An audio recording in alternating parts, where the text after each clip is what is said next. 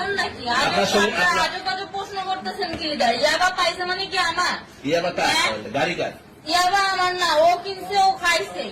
আমি শুনেন একটা কথা বলি, আমি যে তোর ফ্রেন্ড তাই বললে আমি এই পর্যন্ত আসি, থানায় পাড়া দিছি, আমি ওইখান থেকে চলে যেতে পারতাম।